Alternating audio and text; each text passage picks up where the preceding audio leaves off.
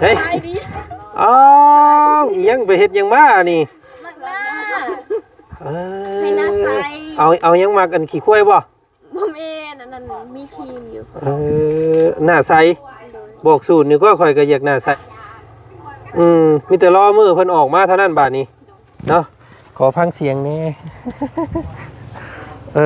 เนาะฝนตกงามเนาะสมเจ้าก็เฮ็ดเป็นเนาะนานพักเนาะแม่นบ่สมเจ้าเฮ็ดนี่แม่นเจ้าว่าแม่เฮ็ดจักบ่แม่ไม่ได้เฮ็ดเลยเอายังขังเรียบร้อยหุ่มเรียบร้อยสบายดีแม่โอ้ยสบายดีสบายดีนะพอต้นมันฝากจดหมายมาให้อีกแล้วเดี๋ยวผมจะขออนุญาตอ่านเลยแล้วกันพี่น้องเนาะจากทาต้นบาดแกงทองเมืองเซโปนส่งถึงลูกและของกระต้นลูกและเมียของกระต้นผู้ลายมือเรางามเนาะเขาเขียนเองบ่เนาะแม่นบ่สบายดีลูกและเมีย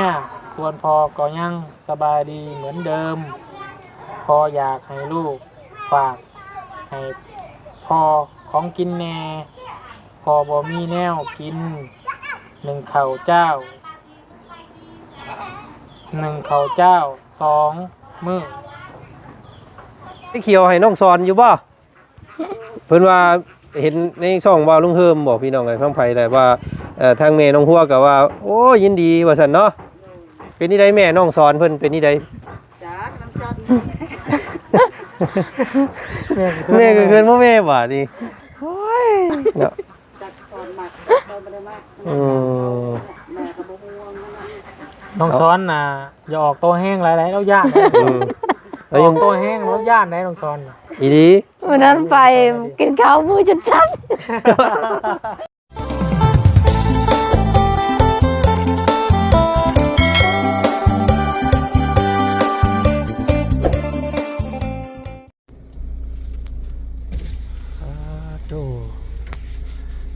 คิดว่าแห่งว่าควายเบิดได้ยินดีพี่น้องเลยเนาะผ้าฟืนเดียวกันก็คือว่าบ่คือกันแท้บรรยากาศเนาะอากาศทางนี้กับอากาศทางบ้านเฮาหนาวอยู่ทางพี่น้องเลยแต่ว่าเย็นเลยอุณหภูมิฝนเนาะทางเขาบ้านน้องหัวเพิ่นยังคือเก่าอยู่พี่น้องเอ้ยคิดว่ามันแห่งมันควายเบิดเลยทางบ่าวบุญเพิ่นก็ล่างรถมาครับบ่คักเรารถเราใหม่หน่อยนึง3 ชั่วโมงตายคักไว้พี่น้องเอ้ยโตเนาะแห้งเหนียวคักบาดนี่ ไปได้อยู่บ่เนาะหมู่อันนี่หมู่โรงเรียนนี่พี่น้องเอ้ยป้าถูกน้ำมันมีบนระบายออกเนาะมันบกเองมันต้องเอาดินมาใส่เนาะก็ต้องเอาดินมาถมมีป้าลุงหรือว่า FC เพิ่นคอมเมนต์มาอยู่มืออันที่ว่าเห็นทางรถเพิ่นมาแจกกันขี้ดินนะพี่น้องเอ้ยเพิ่นคอมเมนต์มาว่าโอ้ยว่าซั่นครับถึงรางวัลนี่สิเทให้มันเต็มเลยทางน่ะว่าซั่นพี่น้องเอ้ยเนาะโอ้ยบ่ถึกซ้ำที่พี่น้องเนาะทางบ่จันก็บ่ได้มื้อนั้นพี่น้องเอ้ยเนาะซื้อไปฝั่งไทยซื้อมา2อันเนาะ2 ใบมันยังบ่ทันได้เห็นเจินเบิดตี้อันนั้นเนาะโอ้ยยังบ่ทันค่ำเด้อพี่น้องเอ้ย4 โมงกว่าเนาะแต่ว่ามืดมัวฟ้าปิดเบิดมื้อนี้พี่น้องเอ้ยบ่มีแสงแดดเลยเนาะขอแต่ว่าภาวนาว่าฝนบ่ตกเท่านั้นอากาศแบบนี้ผู้ค้านี่ว่าบ่อยากปานใดแล้วพี่น้องเอ้ยหนาวว่าจันทร์ส่วนโตนี่บ่ค่อยมักปานใดอากาศหนาวเนาะอันนี้แบบว่าถามตัวเองมาแล้วพี่น้องเลยเนาะมีแต่ว่ามักยำฮอดเพราะว่ายำฮอดนะสิเฮ็ดให้เฮาพื้ปีกนะพี่น้องเลยพื้ปีกหรือว่า อาบน้ำอาบในเอาสบายยามนี้โอ้บ่ได้พี่น้องอาบน้ำยากบ่มีน้ำมันอุ่นนี่แห้งแล้วเนาะอ๊บ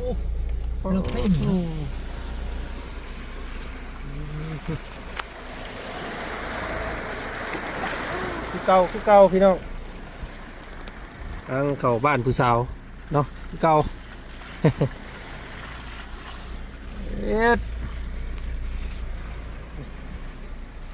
อากาศโอ้ซุ่มเนาะอยู่พี่เนาะเพราะว่าฝนหากระตกตะมึง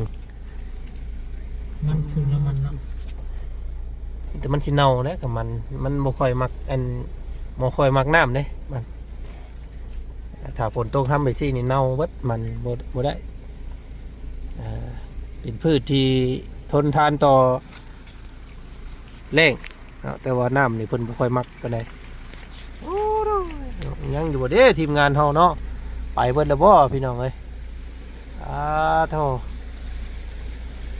เอาเนาะงบน้ำบ่อจันก็คือสิยังอยู่ซื้อสีนี่แหละพี่น้องเอ้ยเนาะเอาสีมาให้ทาอันดอกเอียงเพิ่นเอิ้นตีนเสาสียังเท่านั้นแหละว่าซั่นซะโอ้เนาะป้าตัวพอฮอดจอดถึงเด้อพี่น้องเอ้ยฮอดแล้วเนาะโธ่บรรยากาศครึ้มฟ้าครึ้มฝนมื้อนี้เนาะเมฆเต็มท้องฟ้าเด้อพี่น้องเอ้ยเอาพี่น้องเอ้ยกลับทักทายสบายดีพ่อแม่พี่น้องหมู่เพื่อนกันเบิดสุขูสุคนเด้อเนาะเจอกันบรรยากาศตอน 4 โมงแรงมื้อนี้พี่น้องเอ้ยเนาะทางบ่าวจันก็เดินทางมาฮอดจอดถึงบ้านแก่งทองเนาะบ้านน้องหัวน้องจันพี่น้องเอ้ยนางจันมานี่เนาะน้องมานี่จันรัวจันมานี่ก็ได้ บรรยากาศคุ้นเคยหนาวเย็นมื้อนี้เนาะโธ่เป็นจังใดพี่น้องเอ้ยเนาะมีจิมีอยู่หมู่คู่คือบ่เห็นเนาะมื้อนี้ แต่ก็เอาคือเต็มอยู่นี่เนาะพี่น้องเนาะเพิ่นไปแสดงความยินดีกับน้องสอนเบิดบ่ทางพุ่นเนาะ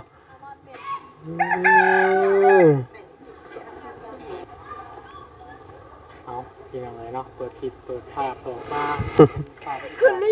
ใส่มาถักมาทายน้องเพิ่นก่อนอยู่ผู้ดีพี่น้องเอ้ยเนาะเห็นน้องหัวบ่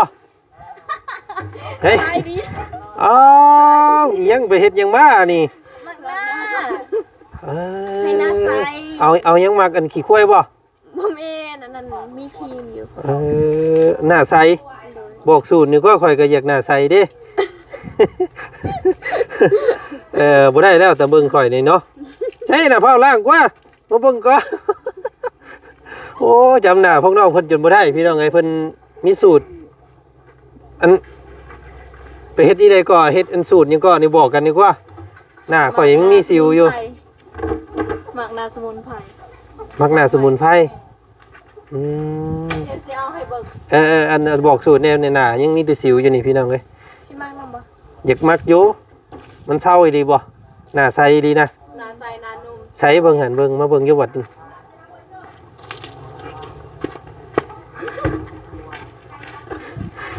หากับหมากหมู่บ้านนี่ว่าสิซ่าน เบิ่งหันมันใสดีบ่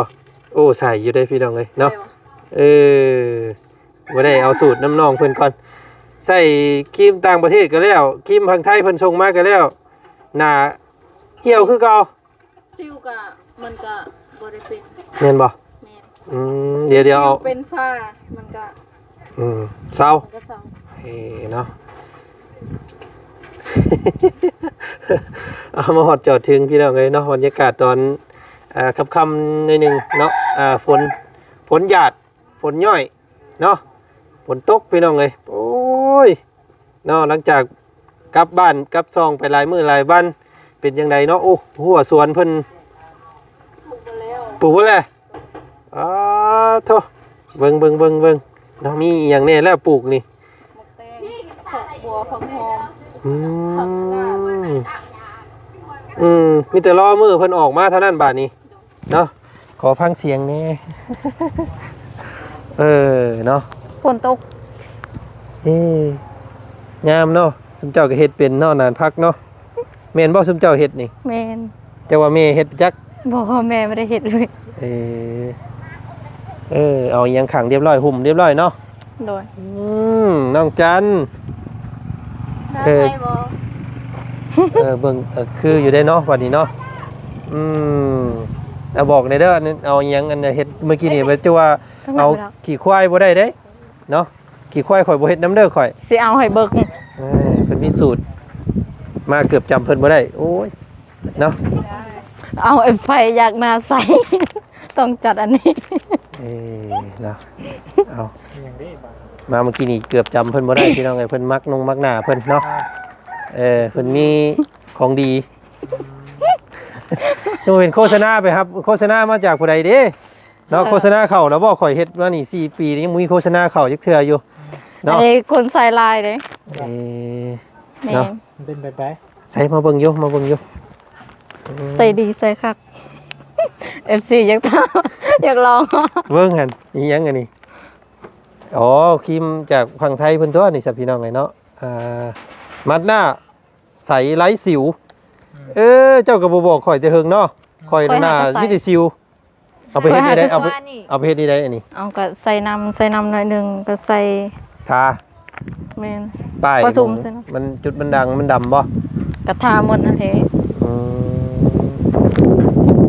ได้เดี๋ยวมื้อหน้าสิซื้อซอยเด้อ เอามาหลายอยู่บ่ ของเขาข่อยก็ซื้อน้ำเขา โอเค คนในบ้านนี่ขาย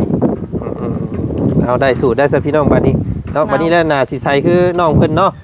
เริ่มหนาวแล้วเนาะ หนาวเนาะ แม่น เกิดมะนาวเนาะ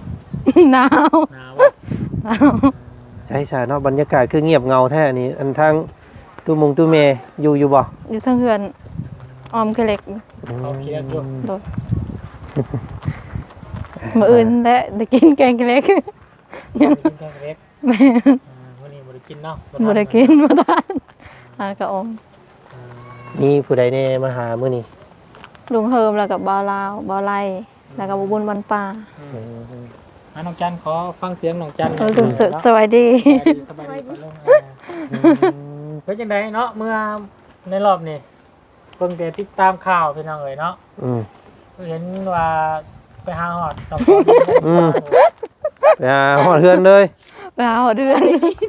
ไปเล่น ไปเล่นน้ำลาว จู่โจมก่อนได้เจ้าเด้อ เป็นหมู่กัน เป็นหมู่กัน โดย เป็นพายุโจมก่อนนี่เขาดองตกได้เพิ่นว่าหลังจาก20ล้านนี่ก็สิตกมาอยู่ประมาณ15เนาะ เราต้องได้เปรียบได้อีกหน่อยไปเล่นไปมวนน้ำกันซื่อๆเนาะ โดย โอ้มื้ออื่นนี่ยังไปแล้วซะมื้ออื่นเนาะไปยินดีน้ำน้องเพิ่นได้มื้ออื่นนี่ เห็นบ่เห็นรถของซอนละ เห็นแล้ว เห็นไม่ใช่ ในคลิป งามบ่ งาม สีนี่งามบ่ งาม สำหรับน้องสีงามบ่ แม่งงาม มักสีหยัง สีฟ้าว บอกในใจเจ้ามักสีหยัง คือสีรถบ่ซ้อน มักสีสิวสีน้ำเงิน สีดำ เอ้า บ่ค่อยมักสีนั้นค่อย มักบ่คือกันเนาะสีดำงามกว่า นอนยังมักสีฟ้าน้องมักสีดำ มันกับฟ้าบ่ได้เบิดลำเด้พี่น้องเพราะว่ามีดำน้ำแล้วก็เทาขาวน้ำเงินเนาะ ซอยซื้อเท่าใดรถรถบ่ซ้อนนั้นเท่า 17ล้าน 17ล้านทวนเลย มันก็บ่ได้แพงมื้อนึงเลยบ่ มือหนึ่งเลยเนาะ แต่ว่าถ้าให้สมเทียบชาวุ้นเบิ่งนี่แต่ว่ามันก็ดีคนละแบบจริง เอารถบ่เซ็กซี่กันมันไปใส่มาใส่ได้เนาะมันต้นห่างไฟแดงอะไรเนี่ยแต่เป็นรถมาเล่ เข้ามาใกล้กันนี่ก็คือย่านกันแท้ รถมาเล่พี่น้องเอ๋ยเนาะแต่มันก็เรื่องแห้งกันที่ชูฮอนด้าบ่ได้เนาะฮอนด้ามันก็สิแห้งกว่าแต่ว่ามันก็สิแพงกว่าเนาะฮอนด้าไทยแต่ฮอนด้าเวียกับซาวุ้นเคยซื้อมากอะแห้งอยู่เลยพี่น้องเอ๋ยเนาะแต่ว่ามันมีแต่ใบน้ำไส้เนาะใบสุดท้ายเพิ่นนั่นแหละพี่น้องเนาะเพราะว่าตัวคนเอาเขาทั้งเวียดเด็ดมันก็สิบ่นี่ปันใดเนาะรถดีภาษีไปง่ายครับพี่น้องเลยปล่อยเกี่ยงแล้วเนาะ เดี๋ยวผมมีเอกสาร มีเอกสาร ซอยซื้ออยู่ใส่อยู่เซโนบ่ วิชิโน อันนี้ต้นห่างป้ายแดงเลยพี่น้องเลยเนาะยินดีกับน้องสอนเพิ่นเนาะ โด ดี ย ใจโอ้สิได้เห็นน้องจันบ่สิได้สอนเอวน้ำน้องสอนเนาะ แล้วรถใหม่มือไปล่างเดือนลาวเด้ออื่นผมอื่นกับมือนี่แหละ2 มื้อเพราะว่าบ่เสี่ยงอาจจะเดินทางขึ้นยามมันค่ำเพื่อนยามมันบ่คักคือว่าเป็นมื้อ เช้าบ่ได้ว่าจะได้เตรียมปรึกษาเบิกเวลาก่อนเนาะเวลาหมอบกันถ้าเป็นบ่ได้ย่ำเช้าแล้วเนาะหมอบเนาะตื่นขึ้นมาแล้วชี้คุณพิตามาเห็นรถขับรถใหม่แกยามใดเด้เนาะพี่น้องเอ้ยเนาะทางน้องหัวน้องจันเพิ่นสิมีโมเมนต์แบบนี้เนาะรถจักร ก่อนสิมีรถจักรก็หาหมุงเจาะให้เพิ่นก่อนเนาะน้องเนาะรอน้ำเท่าใดมื้อได้แม่นบ่ เป็น ลืมไปเลยคุณกับพี่น้อง บ่ได้อาบน้ำลายมือ ลืมแล้วน้องหัวลืมแหละ ลืมหยัง น้ำเจ้าแหละ ลืมเจาะพี่น้องเอ้ยเนาะ เอาล่าสุดนี่ก็วนได้โทรหาทางสายเจาะแล้วพี่น้องเอ้ยเนาะเพิ่นว่าฮักกระโปรงซบลุงแล้วว่าซั่นเอ้าว่ะมื้ออื่นสิมาเจาะให้เฮาได้อยู่บ่อ้ายว่ะพักเบิ่งก่อนว่าซั่นพี่น้องเอ้ยเนาะก็สิพังเบิ่งมื้ออื่นเนาะถ้าเพิ่นสิมาก็ต้องบอกบ่มาก็ต้องบอกกับวนเนาะถ้าว่าว่าซั่นวนสิ เปลี่ยน เปลี่ยนเนาะ เปลี่ยนคนใหม่บัด ใหม่พี่น้องเพราะว่ามันคือพี่น้องรู้ว่ามันมืดยาวมาหลายได้เนาะแต่ยังไงน้องคนได้ใส่น้ำพักตรงนี้แหละเอาน้ำใส่บาทเนาะ จนว่าสิบ่ได้กินมักแตงนะ 18ไปเศร้าพี่น้องแต่ละเด็กได้18คนละใจกับพี่น้องเนาะ ของถูกเด้ของถูกต้องรอก่อน ชื่ออย่างอื่นแน่ชื่อซีบอกเนาะซียังบ่ได้พอขึ้นครัวจะนี่ ยังบ่ได้เบิดบ่ยังเบิดแล้วบ่สีทานี่ ยัง เดี๋ยวจังทาซะพี่น้องไว้ มือนึงท่าปันกันคนละเสาคนละ3เสา เดี๋ยวสิให้น้องๆเพิ่นพากันทาซาเสาก่อนก็ได้ตัวประตูเนี่ยยังเอาน้ำหลังเพราะว่างบน้ำวาจันทร์คือสิได้อยู่สีนะคือสิพออยู่เพราะว่ามื้อนั้นโอนเงินเกินให้เราเนาะโอนซ้ำ2เทื่อคือสิได้อยู่ดอกบาทนี้กับอันสีทาประตูประต่างเนาะ เวลาถ้าว่าได้18ล้านเหลือเงิน2ล้านก็เอาไว้ซื้อนี่แหละพวกทางบอกก็พักเจ้าแล้วเนาะ เอาน้ำในไส้สาบดอันนี้ น้องน่ะ นี่น้องเพิ่นหยิบขึ้นมาปลูกผักหยังแน่อันนี้เนาะ ผักบัวผักหอมผักกาดผักสลัดแล้วก็มักแตง ทั่ว มักทั่ว ถั่วก็มีโอ้ส่วนน้อยๆก็เป็นเท่าไรเนาะอันนี้เนาะมันสิออกมากออกผลอยู่ว่ามันบ่งำกันบ่ ลุงเฮิมซื้อแล้วก็หมูนี่บ่อไหลกับบ่เพิง ลองเบิ่งเนาะมันสิออกบ่เนาะ โดด สิอันสมคำเพิ่นขี้โม้ไว้บ่พี่น้องเพิ่นว่าเพิ่นปลูกงามเพิ่นว่านะเนาะ สบายกินมากแล้วผมก็เดือนหนึ่งได้กินบ่ ก็ กินบ่จ้ะ ถ้าว่ามักแตงขาวหันเดือนปลายได้กิน แต่มักแตงกัวหันได้แต่ทรงถุงมีแต่มักแตงเขียวบ่มีแล้วในมักแตง นี่คือหัวมัน เนาะ โอ้ย คนมีความหัก มีความหักบ่ ดีใจบ่ดีใจน้องซอสบ่ได้รถเนาะ ดีใจ ยังว่าสิได้รถใหม่ได้แฟนใหม่นำมาจังเนาะน้องซอนเอามื้อนี้ตู้แม่เห็นยังอยู่น่ะ ออมเขาเล็ก ให้แล้วเอาฟังกันเด้เราวุ้นได้จดหมายจากพ่อจะไม่เลย เบ้ใส่กระไร มา มา เด้อเบ้ พอมันฝากจดหมายมาให้เนาะฝากมานั่งแค่คือเนาะ ไปเยี่ยมเพิ่นมื้อนี้เยี่ยมพ่อมื้อนี้หาเยี่ยมแล้วก็มาเลย อ้ายได้ถามอยู่ว่าพอน้องหันเงินหันได้ครบหรือว่าตำรวจเราเอา เงินที่เอาให้ป่ะ บ่ได้ถามเลยตัวนี้เนาะนี่เราต้องตัวนี้เราต้องบอกมาทางตัวนี้ถ้าว่าได้บ่ได้ก็ได้ น้องจดให้เบอร์แต่บ่เห็นตั้งแต่มื้อนั้นบ่เห็นพอแล้วโทร ฟังบ่รู้ว่าน้องสานเอง ให้อายอ่านให้ฟัง ฟังนะเบ้มาพี่เบ้มาฟังจดหมายจากคุณที่รักข้างในไว้ในใจ สบายดีแม่ โอ้ยสบายดี สบายดีนะ พอต้นมันฝากจดหมายมาให้อีกแล้ว โอ้ย เดี๋ยววันสิขออนุญาตอ่านเลยแล้วกันพี่น้องเนาะ อืม จากท่าต้นบาดแกงทองเมืองเซโปนส่งถึงลูกและของข้าวต้นลูกและเมียของข้าวต้น อืม ผู้ลายมือเรางามเนาะเขาเขียนเองบ่เนาะแม่นบ่ ดก เด้อสบายดีลูกและเมียส่วนพ่อก็ยังสบายดีเหมือนเดิมพ่ออยากให้ลูกฝากให้พ่อของกินแน่ พอบ่มีแนวกินหนึ่งข้าวเจ้า2 มื้อเนี่ยหนึ่งข้าวเจ้า2นี่เนาะ 1ข้าวเจ้า2 หนึ่งข้าวเจ้า โอ้ยผู้อ่านกัน 1ข้าวเจ้า สอง 2กล้วย 3มะเขือ มะแข้งไว้และเกิบซบแนเดอร์ เราบ่มีเกือบใส่ได้อยู่ใน มันต้นจากต้นคาดว่ามีไก่กองฝากมาให้พอนี้ มีเท่านั้นบ่เราอ่านเราผากมาเนี่ย มากล้วยเขาเจ้าบ่ให้เอาเข้าก ล้วยคนหมายเอาเข่า เป็นไว้เอาเข้าบีหนึงก็บ่ได้ ได้เบัดมีแต่มะกล้วยบ่ได้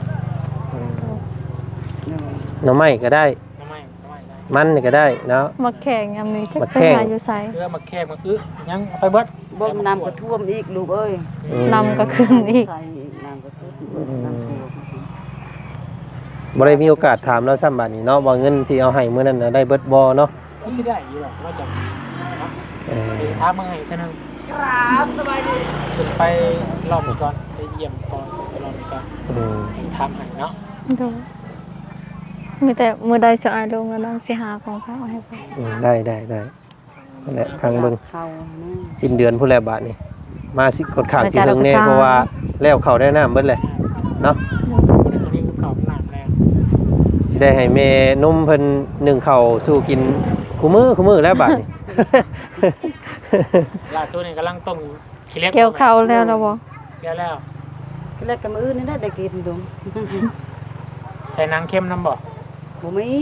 มีแต่ใส่ให้กะล่าเนาะ มึงเฮิมมันไปซื้อบ้านนี่เขาแกงไว้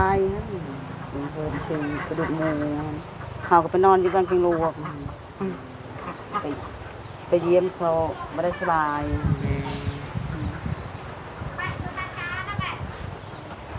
มีแต่นั่นแหละเนาะพอเพิ่นก็บ่ได้ฝากเนี่ยสบายดีที่มีให้อยู่ที่อยากได้นักกิน โอ้ยสบายดีอยู่แม่เนาะก็ พอ อาจ อา จะ ย แล้ว ก็ เข้าแล้วน้ คล้ายๆบ่ แล้วก็แล้ว พออายก็คล้ายๆแล้วบ่ ไข้ขึ้นแล้วเนาะดี อา ขึ้ ย นอ ได้ ยู่ ต้มบ่หัก ต้มอยู่ล่าสุดก็ต้มกินอยู่ เอาให้เราต้มเอง เราต้มอยู่ในจะคลำน้ำมันเนาะแม่เนาะชิ้นหมูชิ้นควายนี่ชิ้นควายดำเนาะ เป็นตรง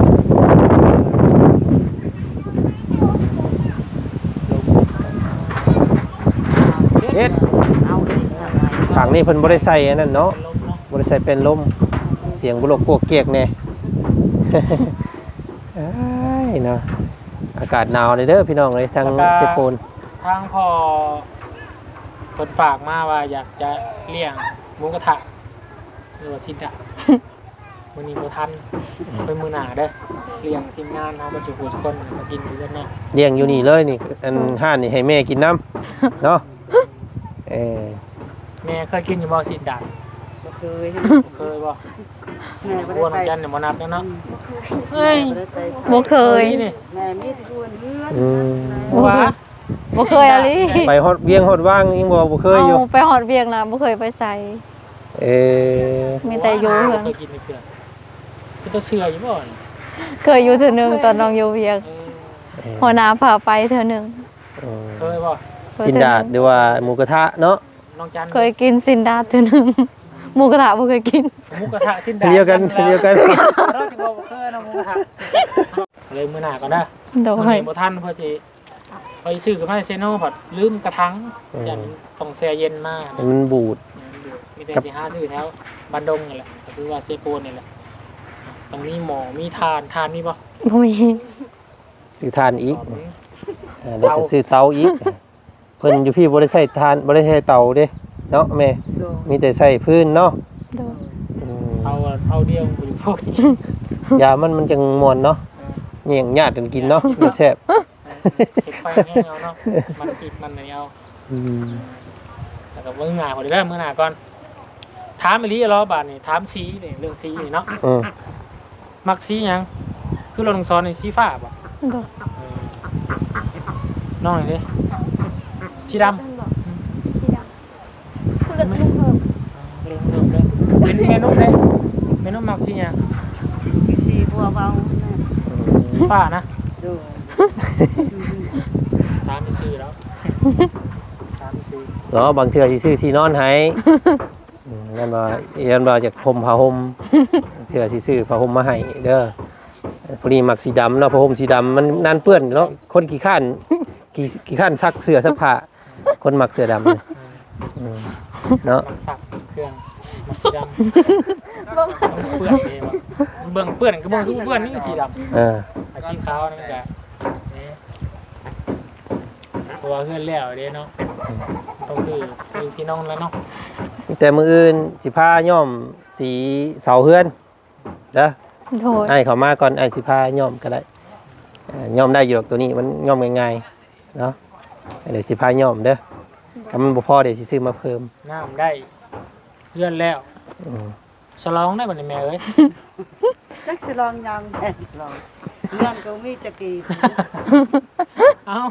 ฉลองยังก็ได้แล้ว จำพี่นั่นแหละหมูตัวหนึงเงินชื่อมือตลาดนี่กันแล้ว มื้อนั่นแหละมื้อนั่นแหละ อ๋อยังสิจำอยู่บ่ มันน่ะโดย จำแล้วก็ปลูกแคน เอามือนั่นก่อนซะเนาะจังพากันเต้าโฮมกันอีกเนาะ แล้วก็ มือเพิ่นจำฮีดจำคลองเพิ่นก่อน งามดีก่อนเนาะ โดย หามือหาวันโดนเด้อ ตลมซ้ำใส่เอามามื้อนี้เฮาบ่ได้มีแนวมาฝากจำได้นี่ทั้ง เป็นยัง ไปแม่เจ้าเอาปิ้งไก่มา ใช่กินข้าวละ บ่สิไปอันเพิ่นน้องสอนก่อนบ่กินดอกมื้อนี้มื้ออื่นก่อนมื้ออื่นเนาะ กินข้าวก่อน มื้ออื่นก่อนมันค่ำแล้ว เอาไปชุบแล้ว อืม กินทำไมเนี่ยน่ะดูเขาตัวเป็นมัน นี่เนาะปิ้งไก่เซโน โอ้ยยังมาฝากกินไก่กินตำถั่วเนาะ เอ้ยเนาะโอ้ยมีแนวเขินแน่หมอนเบึงนี่เนาะ ดีใจแล้วเนาะกูบ่าวจะได้รถดีใจแล้ว ยันเราขี่มาหากันอยู่บาทนี่เนาะแม่เห็นบ่แม่เปิดไฟเขียวให้น้องสอนอยู่บ่เพิ่นว่าเห็นในช่องบ่าวลุงเฮิมบอกพี่น้องไอ้ฟังไผได้ว่าทางแม่น้องฮัวก็ว่าโอ้ยินดีว่าซั่นเนาะเป็นนี่ได้แม่น้องสอนเพิ่นเป็นนี่ได้ จ้าน้ำจัน แม่ก็เกินบ่แม่บาดนี่โอ้ยเนาะ จัดสอนมากสอนบ่ได้มาก อืม แม่ก็บ่ห่วงนั่นน่ะ น้องซ้อนน่ะอย่าออกโตแห้งหลายๆแล้วย่าน อืม ออกโตแห้งแล้วย่านได้น้องซ้อนน่ะ อีดี วันนั้นไปกินข้าวมือจนชัน น้องสอนบ่โอ้ยเนาะ บ่สอนยามบ่สอน จันยังสิมักเฮาเป็นคือลายจันก็งามได้งามเรื่องจันก็คือลายคือกันอยู่เด้อ อืม เพราะว่าน้องซ้อนเพิ่นเราขอบตนแหละใส่แล้วแบบถ้าว่าเจ้าบูเราเปิดหน้าแห้งออกหน้าแห้งแล้วย่านได้ ปุ๊บแล้วเลยน่ะ แม่บ่ได้หางามแล้วหาใจนั่นน่ะแม่ อืม ใจมาก เนาะ เนาะให้มันเพิ่นหนักหักลูกสาวเฮาแท้จริงกับพ่อนะแม่เนาะ โดย อืมสมมุติว่าค่าดองนี่เท่าไดแม่ จันนั่นแหละ เอ้า แบบว่าบ้านซุมทางบ้านนี่นะเพิ่นเอิ้นกันเท่าไดแต่เก่า บ่ฮู้มันเป็นตังเองคน ขึ้นอยู่กับแม่และแม่เป็นคนเลี้ยงน้ เอ องจั อน มา มันต้องอยู่นำแม่ได้ เออ เนาะ แม่เลี้ยงน้องจันมาแล้วต้อง แต่แม่ให้ซื่อก็คือสิซื่อได้ ถ้ามาอยู่นำแม่ถ้าว่าถึกใจเอาบ่เพลง อืม แจวแพง เอ่อ ให้ก็ให้แล้วละ บ่เพลง ปกติอะนะซุมทางบ้านทางแม่นี่เท่าไหร่ ได้แล้ว30เท่านั้นนั่นแหละ อืม30 ล้านแล้วมีหยังแน่แม่มีหยังแน่ ยาที่อันกระมูในใจนั่นน่ะ หมูไก่ งัว เนาะ กระมูแล้วก็แล้ว เอ่อ คำมีบ่ บ่มี ครับบ่มีครับนั่น เอ่อ แต่เฮาก็สบาย 30 ล้านก็ตกเป็นเงินบาทเท่าใด 50,000 บาทเนาะ50,000ก็งัวควายก็พอเป็นฮีดนี่แหละเนาะแม่เนาะน้องหนึงงัวก็ไก่เนาะหมูเนาะอืม อะไรประมาณ60,000เนาะ แม่นก็ประมาณ 60,000 70,000 บาทถือว่าได้เมียเนาะ แต่กะเพิ่นก็สิบ่ได้โป้งเบิดที่นั่นนะบ้านเฮา 30 ล้านนี่ปลงเบิดเลยบ่แม่คือ ขาดไว้ก่อน หากคนได้หันต่างหากนั่นแหละไก่คือไก่หมูคนต่างกันนั่นแหละ อืม อันนั้นฮีดของในบ้าน ที่นี่ไก่อย่างนี้ต้องมีอยู่แล้วนี่เนาะ โดย แต่ว่าเรื่องเงินนี่นะคารอง30 ล้านนี่จ่ายเบิดบาทเดียวบ่ โดยมันจ่ายกระจาย โอ้หนักอยู่ได้ซะเนาะเอ เออ อ น้องสอน เดี๋ยวพอโอ้ยบอกน้องซอนนี่คือว่าน้องซอนเนาะบ่กล้าแล้วนี่เนาะ กูเอาเงินมาใส่วะ เออเอาพี่น้องไอ้เนาะก็อันนี้ก็บ่แม่นว่ายั่วยิงให้น้องเพิ่นเอากันเด้อเนาะถามไว้ซื่อๆเนาะแม่เนาะถามไว้เท่าเป็นความรู้เรื่องของอนาคตเพิ่นแหละอันนั้นก็น้องนุ่งเพิ่นสิเอาลูกเอาผัวก็จังว่ากันอีกเนาะขอให้พบพ่อคนดีด้วยกันคือแม่เว้านี่แหละเนาะแม่เนาะก็เงินค้ำนี่มันบ่สำคัญสำคัญคือเพิ่นฮักพร้อมจิมาสร้างมาสาบ่เนาะหักจริงซำใดบ่เท่านั้นแหละพี่น้องเอ้ยเนาะน้องหัวเด้อ โดย อย่าให้มีครั้งที่2อีกได้เนาะ บ่เปล่าเอาดอกสิไป เนาะ เฮ็ดงานก่อน ครั้งที่หนึ่งพอครั้งที่สองพอเลย เนาะสิเฮ็ดมันมีเครือที่2บ่ได้เด้อบ่เนาะเอาคนเลือกให้ดีๆได้บัดนี้เด้อเอาทีนี้ได้ซะพี่น้องทางเฮาก็สิเดินทางไปหาน้องสอนก่อนมื้ออื่นสิเข้ามาใหม่แม่เด้อ ต้มน้ำใหม่นี่เลยแหลก ไปแล้วมือจะมากินมาเดียว มื้ออื่นก่อน ต่อไปก่อนเด้อ ฝากไว้มื้ออื่นยังสิเข้ามาหาใหม่อีกเนาะมื้อนี้ก็บ่มีหยังมาฝากมาต้อนซ้ำบางทีมื้ออื่นสายเจาะมาก็สิได้มาเจาะน้ำให้เจ้าเลยมื้ออื่นเนาะเพิ่นยังบ่ให้คำตอบมื้อแลงก่อนเพิ่นว่า เนาะ โอเคมีแต่สำนี้แล้วแม่เด้อเนาะสบายดีเด้อ สบายดี เนาะน้องหัวน้องจันมานี่พี่น้องไงเนาะว่าจัน กับน้องมานี่แซง น้องจัน จันสอน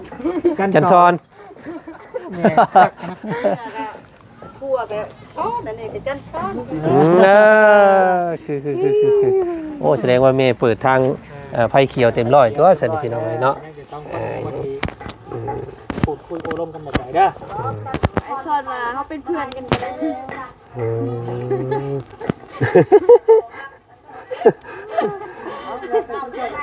เอาพี่น้องไงเนาะไอ้น้องเพิ่นล้มมันเองเนาะพวกเขาโมเมนต์สายหาคู่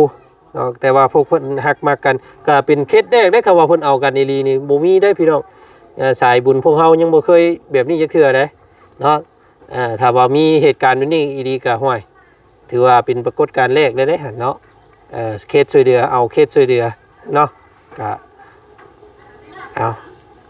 จังว่ากันอีกสักพี่น้องไงเนาะมื้อนี้ทางวาจันทร์ขอตัวลำลาเพียงส่านี้ก่อนพบเจอกันอีกคลิปหน้าแล้วกันเนาะคลิปนี้สบายดีเดินทางขึ้นไปทางพุ่นต่อก่อนบัดนี้พี่น้องเอ้ยเนาะเจอกันใหม่เนาะ